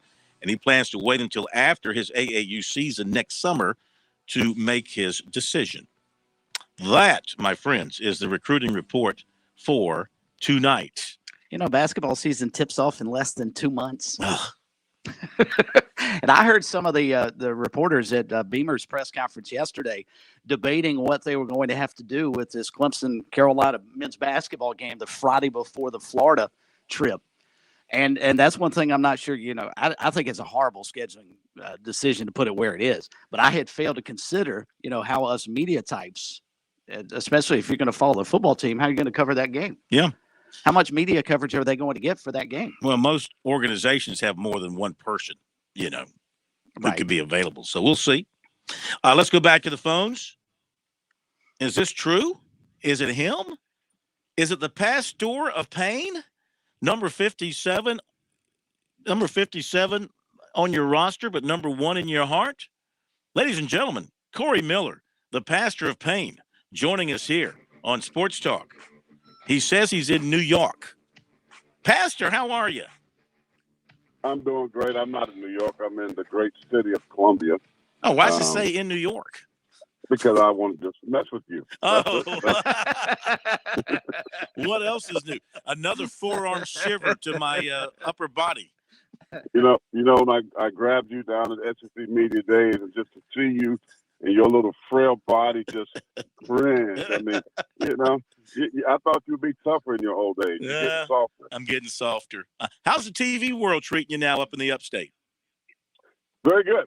We got a great show, tailgate show with Patrick Sapp, former Clemson quarterback / linebacker. So he and I, we break down, Gamecocks and Tigers and take shots at each other. And, it's fun. I love being on the tube here and there. Not full time anymore, but just enough to, to wet my whistle, so to speak. But it's fun. I also go up to Charlotte. I'll be up there this week as well, doing some Panther stuff. So I'm going between Charlotte and Greenville and get some TV love. I don't know. I guess they got tired of me here in Columbia. No, sir. No, sir. Not here. You're always welcome on Sports Talk. Well, I know that. I was listening at your Chalk Talk and the two coaches. There's some good stuff. Good stuff. They know their stuff, don't they? Oh, man, they were spot on. I mean, everything. I was sitting here listening online and just amening both of them because they're spot on. What's been your take then of the Gamecocks and Tigers thus far through 2 games? Well, to start with South Carolina, just basically, what they said. The running game has always been my thing. The inability to be able to run the football with any type of consistency has been a problem. I have, witnessed practice and things like that on my own. And honestly, I came away with it, that they were going to have problems. Watching the one-on-ones, watching them go up against our defensive front, which I thought every time I've seen it got the best of the offensive line. And we have some good players up front for sure. But I was like, wow, they're going to have to get better. Now, it was early. And that's the one thing, I said to Coach Beamer, we asked what I thought. Well, the defense always going to be ahead of the offense. That's just the way it is. It takes them a little bit of time to catch up and find some rhythm and continuity. But I'm not shocked that they're struggling. I would say that. You would think they would be better, being that you got guys who've been in this program for so long. And when you talk about the offensive line, one of the things that we always say, is the longer these guys play together, the better they become. They know what each other's doing, that type of thing. But it hasn't been the case. And so I'm a little bit concerned because I see them losing one-on-one battles. I don't see it being a mental error, missing assignments. I see them getting beat. I saw them got beat a couple of times against guys from Georgia State, which is a concern for me. But, I know they'll keep working hard, try to get better, but I do think the offensive coordinator has to help them out in play calling. I think, tempo, something that you can do when you have struggles up front. You go with the faster pace. Thank you. Don't get the defense time to set up. Thank you. So I'm a little bit shocked we haven't seen much more of that, because at this point, if they're not able to produce at the level that they want to produce, then the offensive coordinator got to sharpen that number 2 pencil and create some things and become innovative and go fast and do some things, quick passes. I think that's what they have to do offensively to be successful. And Clemson through 2 games. Dabo a little irritated at his defensive team's effort. Now, we're not talking about, tackling. And, he was a little bit perturbed with the execution, but he was more upset with what he perceived lack of effort by his defense. Yeah, which is kind of shocking, because when you go back and think about Brent Venables, they fly to the ball, they bring pressure, they impose their will on the offense normally. And I was shocked that they struggled against Furman. I was joking with Patrick. I said, these guys need to just play each other because they're going to get better competition. Well, that wasn't the case, because Furman really played very good and caused some issues. Yeah, I was a little bit shocked, but I think that's their case defensively is more, like you said, maybe overlooking the opponent, maybe not preparing during the week the way they needed to, because the thing that the Tiger Paw sometimes just show up on the field and you win, but that's not the case. And so they're going to get better. But I think they're going to have some struggles on the other side of the ball. I think the offensive line, just like South Carolina, is a struggle. They can't run the ball with any type of consistency. The quarterback, to me, is still a little bit iffy. The decision-making, I don't think they have explosive players on the outside at wide receiver. So they play a big-time defense. I think they're going to have some struggles, too. So it's been very interesting, with both these teams. South Carolina defense, I thought would be nasty when I saw them work in practice. I was like, wow, these guys got it going on. I thought they would be much better at stopping the run. But, again, if this was mental things in the wrong position, I think some of that is the case. But, man, you gotta play gap sound football. You got to stay in your gap. You got to be able to, we always talk about all my years, knock that offensive player back. You can't get knocked back. You got to play on the other side of the line of scrimmage, and you dictate, what they're doing offensively. We haven't seen that. I think it's one of the worst performances I've seen under Clayton White from this defense in a long time. So, now they got injuries. So, yeah, it's going to be interesting to see how they recover. Sure. The pastor of Payne, Corey Miller, with us for a few moments here tonight on Sports Talk. Appreciate Corey calling in. Corey, I think you said you're headed up to Charlotte this weekend to see your former team in the Giants take on the Panthers. First off, any chance you could show the Panthers how to actually tackle? And secondly, what do you think the Panthers have in their arsenal now with Baker Mayfield coming in to take over that offense? And is it good enough for them to possibly save Matt Rule's job this year? Well, the first part, offensively, again, offensive line woes. You can't run the ball, not getting your best player to football, Christian McCaffrey, getting him in space. Again, being innovative. Bob McAdoo's a very good play call. I was shocked what he called against Cleveland. Baker, he's going to bring energy. He's going to bring that swag. But, this team offensively was very dormant, I would say, for 3 quarters, right? And then they had some explosive plays in the fourth, made a comeback, but that was because Cleveland blew defensive calls. I mean, that's 2 big plays where guys were running wide open. So, I worry about this football team offensively, what they really can do. They got players on the outside that can make some plays, but again, you got a rookie starting at left tackle. He was taken advantage of several times in that ball game in some critical moments. Defensively, they have a hard time tackling. Their gap sound has been terrible. And that was the same case last year. You got your outside backers are getting up the field, creating big holes, making it very difficult for the inside guy to try to fill, or your safeties to try to fill. It's kind of surprising to me that they're not better defensively. Now, if you get 3rd and long and allow them to rush the passer, they got good corners. JC and those boys can cover. But, man, people are not going to throw the ball. It's going to run it. And you look at the Giants, what they did against Tennessee, and Saquon looking like the Saquon we saw at Penn State. Yeah. The way he ran the ball, I mean, they could be in some big trouble in New York this weekend. Pastor of Payne, you are always welcome on Sports Talk. I hope you will keep in touch. No, I listen, man. I tune in. I got to make sure you're doing the right things. I listen to you in the press conference, making people mad, some tough questions. But thank God we still got old heads like you, right? Because everybody now in the media wants to be friends with the coaches and scared to ask a hard question because they may not be invited back. So I'm glad that we have people that understand, it's okay to ask tough questions. It's not personal. We're just trying to get some information to the people, right? So keep doing it. You guys do a great job, man. That's why I tune in. And thank you so much. And I promise you, next time I see you, I will clip you from the back. 15-yard penalty. I'm cutting you from the backside. Hey, I'm still fluid in the knees, baby. Bring it. All right, my friend. We'll talk to you again soon. Thank you so much for calling in. All right, guys. Have a great rest of your week. You too. Thanks, Corey. The one and only pastor of Payne, who could still put on a pair of shoulder pads and a helmet and knock you backwards. Because I'm telling you, I wish he'd go in that Panthers locker room on Sunday and suit up. He can't do a worse job as long as he's been out of the NFL. He cannot do a worse job defensively than what they did. And take Brian Burns out of the mix for the Panthers. I mean, they were horrible in terms of tackling against Cleveland. I think Corey could show them a few things. Yet, for all of what you're saying, it took a 58-yard field goal to beat them. True. You know? True. Took No a doubt. 58-yard field goal to beat them. So, but yeah, I mean, their record under what's his face? Is awful. Yeah, They've he's won- got to win a lot of games it's- this year to keep his job. It's just awful, you know. And that was one that obviously hurt. We'll see how they bounce back this week. All right, we will go to the break and come back and continue with phone calls. Since the pastor of Payne called us, and that was so good that it took up some time. But we'll come back and get to more phone calls here after the break. Tommy in West Columbia, Keith in Camden, stand by. You'll be up next. And we'll finish things off with phone calls tonight. So we got time for a couple of more, and we have a couple lines open. 888-898-2525, the number. Back in a moment.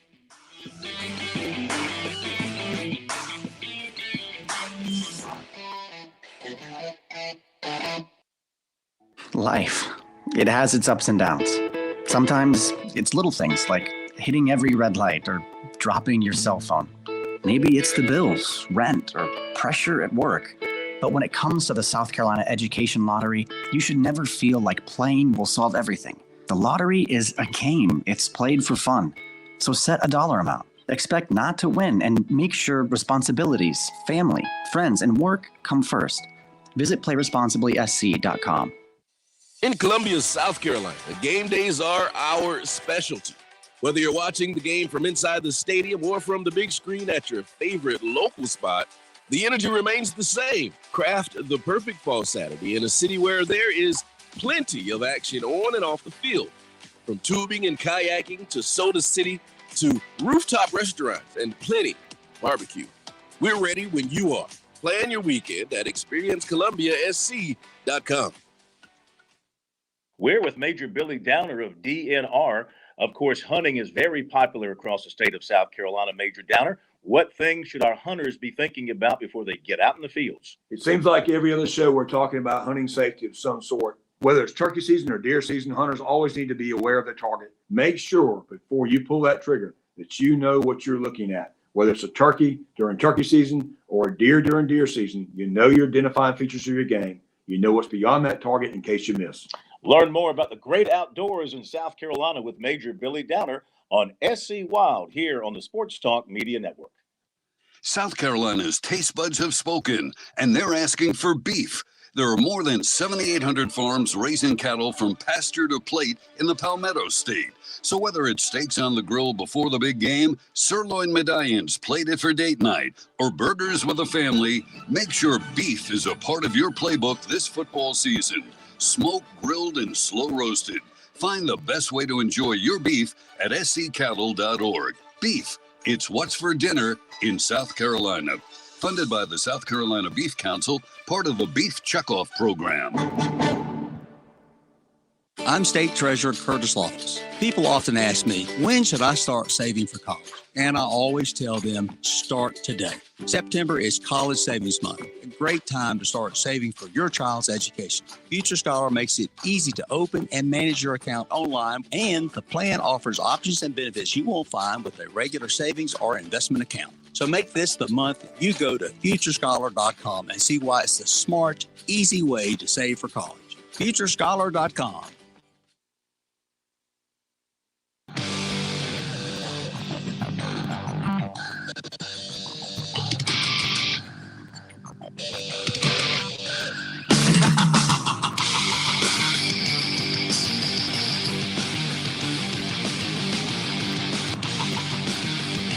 All right, let's continue with phone calls here. Got about 8 minutes to go in the program here on this Wednesday night. Tomorrow night, Thursday, Mike Morgan moving from tonight to tomorrow night. And also, I've heard from Will Merritt. He says he's feeling fine. He's had 10 days of sickness. Oh. Yeah, bad sickness. I mean, not COVID stuff, just a bad virus or whatever. Maybe, I don't know. But he says he's feeling better. There must be something going around the state because Jamie Chadwell at his press conference at CCU today said his team has had major sickness run through it this week. And he said same thing, not COVID, but they've had several players that are sick. So I don't know what's out there. But well, hopefully we'll have our drink first your orange juice, folks. We'll have our first true edition of Will and the Thrill tomorrow night if everything goes well. Caller off the air, Keith, asking thoughts on the USC offense and defensive lines, where they can improve, and is it sort of it is what it is? I mean, I'm thinking the offensive line, I don't know what else they can do. Yeah. I mean, this is their second go-around for all these guys, and maybe they've maxed out. Maybe this is all you're going to get from that offensive line, unless they throw some new blood in there. They haven't really worked in anybody new. It's been about the same 5 or 6 guys that have taken almost every snap at the offensive line spot. Defensive line, well, I thought Pickens was outstanding against Arkansas. I think Birch is getting better. Birch had a good game against Arkansas. They lose Strawn, of course, so now you got Gilbert Edmond and you've got Tyreek Johnson. You've got Terrell Dawkins. They're all going to get a chance to play over there now. I think the other defensive tackle, Huntley's been pretty solid next to Pickens. Brad Johnson's been excellent. So I think they've been pretty good so far. But they just got to avoid more injuries. I mean, that's a devastating blow to lose 2 starters like that. Not to mention Cam Smith was out. Is he going to be able to play this week? Roderick's been out since early. They haven't had Roderick at all. He got hurt early in the Georgia State game. They can't afford any more injuries over there on the defensive side, and they're about to play a very physical football team in Georgia. So, okay, thank you for that. And we continue on the lines now, and we go to Ronnie in West Columbia. Ronnie, welcome in. How are you? Thank you, Phil. Doing very well. I tell you just real quick to piggyback off of Corey Moore, he is absolutely right about we need more journalists like you that are willing to ask tough questions, just do their job and ask real questions. I watched those press conferences with Dabo Swinney and listening to the sycophantic media that just do these underhanded softball lob questions. You know, it's almost like they're afraid of him and don't want to ask tough questions. It gets to a point where it's worthless to watch the press conference. But anyway, the main, and appreciate you for asking real questions, but the main reason I called, baseball recruiting, is there any place you can go or anywhere you can go to see how your recruiting class, I'm really excited about Bakich and what he's done, but I'd like to see how his recruiting class stacks up against other schools after the draft has plucked away the best players. Is there anywhere we can go for that? I figured you'd be the man that would know. Yeah. And if I may insert something else real quick, since it's on my mind, since you brought up baseball, we had the question about Stuart Lake going back to South Carolina, and we got a note here on our Twitter from a listener, Craig, who said that Stuart Lake told Tim Hill, Tim, the former sportscaster in Columbia, who now does his own YouTube show, and Stuart, I guess, must have been on his show. It says here last week that he has taken a job at USC, but couldn't say in what capacity. So Stuart Lake is going back to USC in some form. I would suggest to you that, of course, you'd have to use a internet subscription to get all the detail, but there's a couple of college baseball internet websites that are, of course, are dedicated to covering college baseball and ranking these guys and ranking the classes. And that would be Perfect Game, would be one of those. And that one comes to mind. You think of Baseball America, but really Perfect Game is more into the recruiting side of things too. So Perfect Game would be a really good one from that standpoint. I would probably just advise you to take a look at Perfect Game. And if you want to spend the money to get their inside information, that's what you'd have to do. Thank you so much, Phil. I appreciate the show. Yeah, thank you. Perfectgame.org is their website, and they do a heck of a job. Follow them on Twitter too, but I mean, that would be the place to go to you look up under recruiting, and they have recruiting class rankings. As a matter of fact, you know what? Their recruiting class ranking is free. No. Yeah, I'm just looking at it right now. So the Clemson class of 2022 and the South Carolina class of 2022. So the Clemson class is ranked 16th, and South Carolina is ranked 20th. So that's the one that's on campus now. Let me see, 2023. So the 2023 classes, they rank Clemson 19 and they rank South Carolina 24. So there you go. Check that out. You don't have to pay for it. If you just want to check out the rankings, that's a good place to go.